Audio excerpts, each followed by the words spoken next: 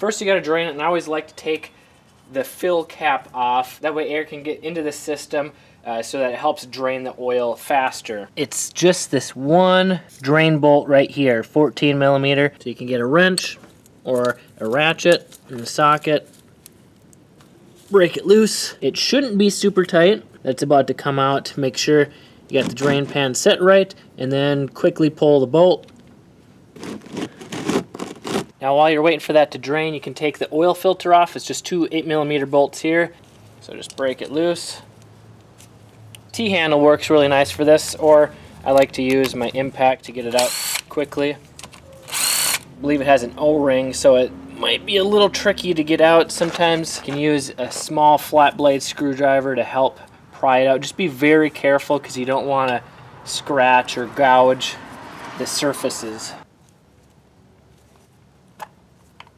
You can see there's the O-ring there.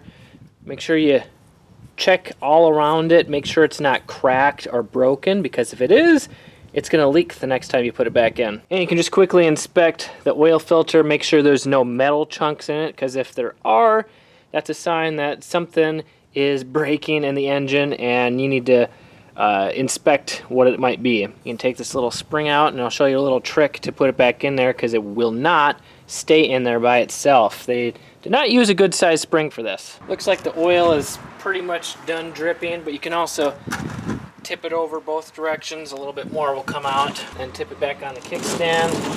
See, a little bit more is dripping out. We're about ready to put the drain bolt back on, so you want to clean it off, clean the threads, and then you actually want to take a little bit of oil, even if it's just used oil. Make sure it's clean. Rub a little bit on the washer. That'll help seal it. Then you can put it back on there. The drain bolt isn't holding anything together. It's just keeping the oil in the engine. So you don't need to get it super tight. I always recommend using the manual for proper torque specs. Use a torque wrench if you're not familiar with this. But me, I've done it so many times, I have a good feel for it. Now I can put the oil filter back in.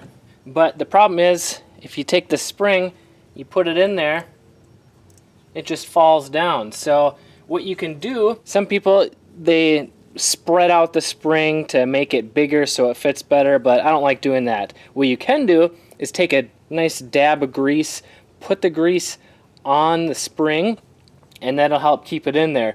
But if you don't have grease, what you can do is lay the bike down. That's what I'm gonna do. So just take the bike, put the kickstand up, and then carefully lean it over all the way onto the ground so that the handlebar touches. So I can stick the spring in there, can get a little dab of oil. You want to oil that. Grab the cover, wipe off any dirt on there, then get a little more dab of oil, put it on the O-ring so that that seals properly, and put these two together.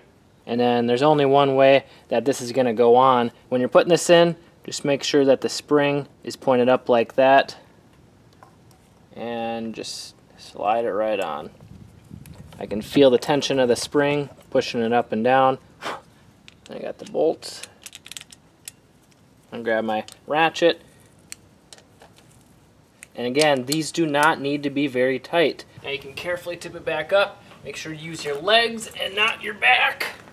Put the kickstand down.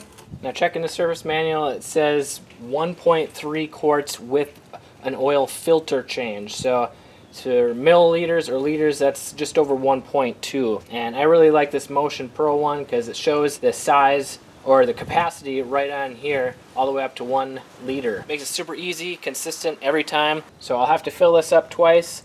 I'll fill it up to the 800 mark and then just unlock this valve and it'll pour right in. Alright, we got all that out. I'm going to shut it off again and then add another about 450. Open that up again. I'll proceed to spend the next 10 minutes looking for the oil cap. Ah, here it is. When you're checking oil level, make sure that the bike is upright. This makes it super easy. You got the minimum and maximum. You can see that you just barely see the oil, but that's because it's on the kickstand. So you lean it upright, you wait a minute for the oil, and there you go. Perfect. Right at the maximum there. That's exactly where we want it with a fresh oil change. I'm Kelly from MXHideout, and if you like tutorials like this, you want to save time doing maintenance so you can work on your bike more and just learn the top tricks and mistakes that people make that kill the reliability of their dirt bike, I got a maintenance guide. You can check that out in the description below. Otherwise, if you're a trail rider that wants to build up your confidence faster, check out one of these videos right here. Ride safe, have fun.